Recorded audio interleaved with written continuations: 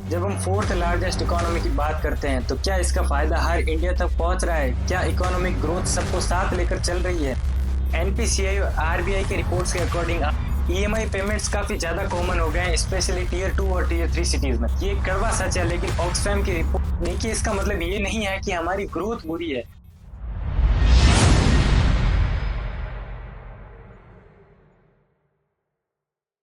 एक ऐसे टॉपिक पे बात करने वाले हैं जो हर भारतीय के लिए इम्पोर्टेंट है, जिसके ऊपर अक्सर हेडलाइन तो बहुत बन जाती है पर उसके पीछे की रियलिटी कोई नहीं देख पाता है। आपने सुना होगा टीवी पर या न्यूज पर कि इंडिया जापान को पीछे छोड़कर चौथी सबसे बड़ी इकोनॉमी बन चुका है। Indian economy has crossed a major milestone. India has overtaken Japan and become the fourth largest economy in the world. In a historic leap, India has overtaken Japan to become the fourth largest economy in the world. Climbs another global rung in the economic race. We have breaking updates coming in. India has officially surpassed Japan to become the world's fourth largest economy. और कई लोगों का दावा है कि Germany को भी जल्दी पीछे छोड़कर तीसरे नंबर पे भी आने वाला है।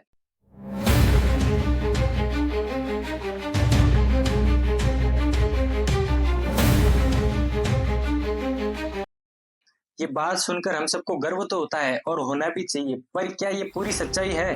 जब हम फोर्थ लार्जेस्ट इकोनॉमी की बात करते हैं तो क्या इसका फायदा हर इंडिया तक पहुंच रहा है? क्या इकोनॉमिक ग्रोथ सबको साथ लेकर चल रही है या इसकी ग्राउंड रियलिटी कुछ और ही है? आज इसी रियलिटी को एक्सप्लोर करेंगे फैक्ट्स और डेटा के बेसिस पे। कोई हवा में बात नहीं होगी, जो भी डेटा और फैक्ट्स होंगे आपके सामने ला के रखता हूँ। इस वीडियो को हमने 3 सेगमेंट में डिवाइड किया है ताकि सभी लोगों के लिए समझने में आसानी हो जाए।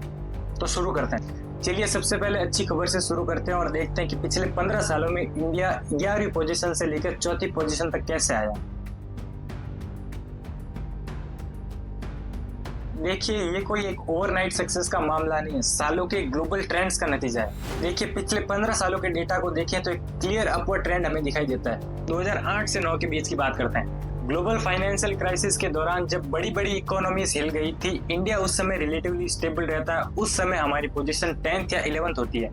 2014 से 19 के बीच की बात करें, इस दौरान इकोनॉमिक रिफॉर्म्स और स्टेबल पॉलिसीज ने ग्रोथ को बूस्ट दिया। हमने 2019 में यूके और फ्रांस को पीछे छोड़कर 5th लार्जेस्ट इकोनॉमी की पोजीशन हासिल करी। फिर 2020 से 21 के बीच की बात करते हैं। कोविड-19 पैंडेमिक ने हमारी इकोनॉमी को जरूर हिट किया और ग्रोथ नेगेटिव में चली गई थी, लेकिन 2021 में हमारी रिकवरी दुनिया में सबसे तेज थी और जीडीपी 9.69% से बढ़ी। इस तेज बाउंस बैक ने हमें फिर से 5th पोजीशन पे लाके खड़ा कर दिया और अब 2025 में आईएमएफ के प्रोजेक्शन के मुताबिक हमने जापान को पीछे छोड़कर 4th लार्जेस्ट इकोनॉमी का दर्जा हासिल कर लिया।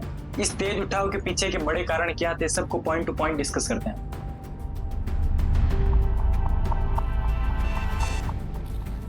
इंडिया की average GDP growth rate globally high रही है। पिछले 10 सालों में अक्सर 6 से 8% ग्रोथ हम देख चुके हैं। 140 करोड़ से ज्यादा लोगों का देश, जहां मिडिल क्लास की इनकम बढ़ रही है, एक बहुत बड़ा कंजप्शन मार्केट क्रिएट होता है।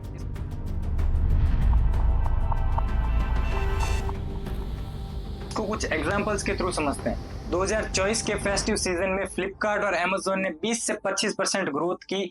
1 लाख करोड़ की टोटल सेल्स हुई, जो पिछले साल से 23% ज्यादा थी। और फ्लिपकार्ट के कुछ सेलर्स ने 40 से 50% ईयर ऑन ईयर ग्रोथ देखी, जबकि अमेज़न के 85% कस्टमर नॉन मेट्रो सिटीज से आए थे। ई कॉमर्स के राइजिंग ट्रेंड के बारे में समझते हैं। मोबाइल फोन्स और इलेक्ट्रॉनिक्स सबसे ज्यादा बिकने वाले आइटम्स रहे। ईएमआई पेमेंट्स काफी ज्यादा कॉमन हो गए, स्पेशली टीयर 2 और टीयर 3 सिटीज में। अमेज़न के ग्रेट इंडियन फेस्टिवल के फर्स्ट 48 आवर्स में 11 करोड़ कस्टमर्स विजिट रिकॉर्ड होते हैं, जिसमें से 80% विजिटर्स टीयर 2 और उससे स्मॉलर सिटी के थे। अब बात करते हैं हमारे आईटी और आईटीईएस सेक्टर के बारे में।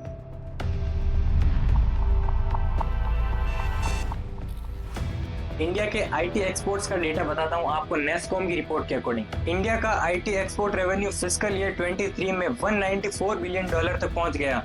IT services exports total exports का 53% कंट्रीब्यूट करते हैं, जबकि बीपीएम और सॉफ्टवेयर प्रोडक्ट्स का शेयर 22% और 25% है।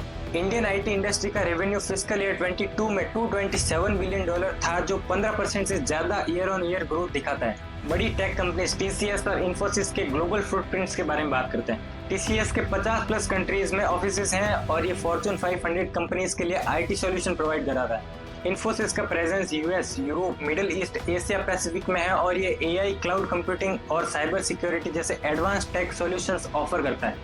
इंडियन आईटी फर्म्स के ग्लोबल डिलीवरी सेंटर्स दुनिया भर में हैं जो बीएफएसआई, टेलीकॉम, रिटेल जैसे सेक्टर्स को सर्व करता है। अब इंडिया में आईटी सेक्टर का फ्यूचर ग्रोथ क्या है, इस बारे में बात करते हैं। इंडिया का आईटी इंडस्ट्री 2026 तक $350 बिलियन तक पहुंचने का एस्टिमेट है। आते हैं अपने अगले पॉइंट पे। यूपीआई पेमेंट्स ने फाइनेंशियल इंक्लूजन और एफिशिएंसी में रिवॉल्यूशन लाया है।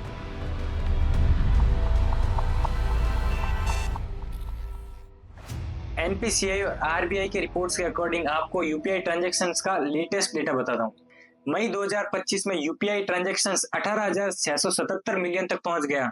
ट्रांजैक्शन वैल्यू 25 लाख करोड़ से भी ज्यादा तक पहुंच चुकी है, जो पिछले साल से काफी ज्यादा है। गवर्नमेंट स्कीम जैसे पीएम जन धन योजना, डीबीटी डायरेक्ट बेनिफिट ट्रांसफर के पेमेंट्स भी यूपीआई के थ्रू हो रहे हैं, जो फाइनेंशियल इंक्लूजन को और स्ट्रेंथन करता है। अगले पॉइंट पे आते हैं। गवर्नमेंट का फोकस रोड, रेलवेज और एयरपोर्ट्स पर बढ़ा है, जिससे बिजनेस करना आसान हुआ है। जैसे दिल्ली मुंबई एक्सप्रेसवे 1350 किलोमीटर लंबी और 8 लेन एक्सप्रेसवे जो न्यू दिल्ली से मुंबई तक कनेक्ट करेगा। ट्रेवल टाइम 24 घंटे से 12 घंटे तक रिड्यूस होने का एस्टिमेट है। 1 लाख करोड़ का टोटल प्रोजेक्ट कॉस्ट है और जो 2027 तक बनने का एस्टिमेट है। धोलेरा ग्रीनफील्ड इंटरनेशनल एयरपोर्ट जो गुजरात में है और भिवाड़ी एरोट्रोपोलिस राजस्थान में है, जैसे नए एयरपोर्ट्स डेवलप हो रहे हैं। जवाहर एयरपोर्ट नोएडा का कंस्ट्रक्शन भी रैपिड पेस पे चल रहा है, जो दिल्ली एनसीआर का सेकंड इंटरनेशनल एयरपोर्ट होगा। तो ओवरऑल ये नंबर्स तो काफी इंप्रेसिव है और ये फैक्ट्स बताते हैं कि इंडिया सही दिशा में आगे बढ़ रहा है। लेकिन अब आते हैं उस तरफ जहां इन बड़े नंबर्स के पीछे की ग्राउंड रियलिटी को जानना बहुत जरूरी है। क्या ये ग्रोथ सब तक पहुंच रही है? आते हैं अपने सेगमेंट 2 पे।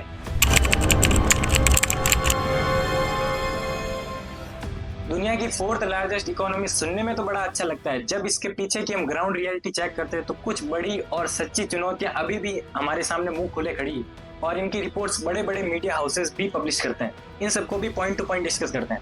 सबसे पहला और सबसे बड़ा चैलेंज है इनकम इनइक्वालिटी का। कड़वा सच है, लेकिन ऑक्सफैम की रिपोर्ट इनइक्वालिटी किल्स के मुताबिक 2021 में इंडिया के 1% अमीर लोगों के पास देश की 40% से ज्यादा दौलत थी, जबकि बॉटम 50% पॉपुलेशन के पास सिर्फ 3% वेल्थ थी। इसका ये मतलब समझ में आता है कि इंडिया की इकोनॉमी तो बढ़ रही है पर कुछ ही लोगों तक सीमित है। दूसरे पॉइंट पर आते हैं लो पर कैपिटा इनकम या प्रति व्यक्ति आय। हम दुनिया की 4थी सबसे बड़ी इकोनॉमिक पावर तो हैं। जब हम बात करते हैं पर पर्सन कैपिटा की तो हम अभी भी काफी सारे देशों से पीछे हैं। 2023 में इंडिया की पर कैपिटा इनकम लगभग $2,610 के आसपास थी, जो चाइना 12,720, वियतनाम 4,300 और ब्राजील 9,600 जैसे देशों से भी काफी कम है। ये बताता है कि एवरेज इंडियन रिच इकोनॉमी का हिस्सा होने के बावजूद बेसिक नीड्स के लिए स्ट्रगल कर रहा है। बात करते हैं अनएम्प्लॉयमेंट के बारे में। जितनी तेजी से हमारी पॉपुलेशन और यूथ वर्कफोर्स बढ़ रहा है, उतनी तेजी से क्वालिटी जॉब्स नहीं पैदा हो रही है। Centre of monitoring Indian economy CMI के डेटा के मुताबिक अर्बन यूथ अनएम्प्लॉयमेंट रेट अक्सर डबल डिजिट में रह जाता है। बड़े बड़े टेक कंपनीज में ले ऑफ्स की खबरें अब कॉमन हो चुकी है। इन लोगों के पास डिग्री होने के बावजूद ये इधर उधर भटक रहे हैं। अगला पॉइंट आता है इनफॉर्मल सेक्टर। इंडिया में 80% से ज्यादा वर्कफोर्स इनफॉर्मल सेक्टर में काम करती है। इनके पास ना कोई जॉब सिक्योरिटी है, ना सोशल सिक्योरिटी बेनिफिट्स। पेंडेमिक के दौरान हमने देखा था कि कैसे ये सेक्टर सबसे ज्यादा अफेक्टेड हुआ था। बात करते हैं पॉवर्टी और ह्यूमन डेवलपमेंट के बारे में। बड़े बड़े नंबर्स होने के बावजूद ग्लोबल हंगर इंडेक्स 2023 में इंडिया 111वीं पोजीशन पे था, जो एक सीरियस कंसर्न है। इन दोनों सेगमेंट से इतनी पिक्चर तो क्लियर हो जाती है कि एक तरफ हम ग्लोबल लेवल पर चमक रहे हैं, वर्ल्ड की 4th लार्जेस्ट इकोनॉमी होने का दर्जा पा रहे हैं। दूसरी तरफ हमारी अपनी ही जमीन पर कुछ अंधेरे हिस्से हैं जहां बड़े बड़े नंबर्स के फायदे अभी तक नहीं पहुंचे। आते हैं तीसरे सेगमेंट पे। देखिए, इसका मतलब ये नहीं है कि हमारी ग्रोथ बुरी है, बस हमें इंक्लूसिव ग्रोथ पे फोकस करना चाहिए। गवर्नमेंट, प्राइवेट सेक्टर और हम सब सिटीजन्स को मिलके इन गैप्स को भरने के लिए काम करना होगा। इनको भी पॉइंट टू पॉइंट डिस्कस करते हैं। जीडीपी ग्रोथ के साथ साथ high quality sustainable job creation पे भी फोकस करना होगा। स्मॉल और मीडियम एंटरप्राइजेस को सपोर्ट देना और मैन्युफैक्चरिंग को बूस्ट करना बहुत ज्यादा जरूरी है। एजुकेशन और हेल्थ केयर में मैसिव पब्लिक इन्वेस्टमेंट की जरूरत है। स्किल डेवलपमेंट प्रोग्राम्स को और इफेक्टिव बनाना होगा ताकि यूथ को फ्यूचर रेडी जॉब मिल सके। प्रोग्रेसिव टैक्स पॉलिसीज और सोशल सिक्योरिटी नेट्स को भी और मजबूत करना होगा और वेल्थ रीडिस्ट्रीब्यूशन मैकेनिज्म पर भी गौर करना होगा। इनफॉर्मल वर्कर्स के लिए social security scheme, health care और पेंशन बेनिफिट्स को एक्सटेंड करना जरूरी है। रूरल इंफ्रास्ट्रक्चर और एग्रीकल्चरल सेक्टर में इन्वेस्टमेंट और रूरल एम्प्लॉयमेंट स्कीम को और बेहतर बनाना होगा। तो दोस्तों, इंडिया की इकोनॉमी की कहानी बहुत इंटरेस्टिंग है और हम तेजी से आगे की ओर बढ़ रहे हैं। हमारी 4th लार्जेस्ट इकोनॉमी की पोजीशन एक बहुत बड़ी अचीवमेंट है जिसके लिए हम सबको गर्व है। लेकिन असली सफलता तब मिलेगी जब ये ग्रोथ, ये प्रॉस्पेरिटी देश के हर नागरिक तक पहुंचेगी, चाहे वो मुंबई के स्काई स्क्रैपर के नीचे रहने वाला हो या राजस्थान के किसी छोटे गांव का किसान हो। जब एक आम आदमी की जिंदगी में इकोनॉमिक पावर का पॉजिटिव असर दिखेगा, तब हम सही मायने में एक विश्व शक्ति बन के उभरेंगे। क्या आपको लगता है कि इंडिया की ग्रोथ हर आदमी तक पहुंच रही है? अपने विचार कमेंट्स में जरूर बताना। वीडियो अच्छा लगा हो तो लाइक जरूर कर देना। नमस्कार।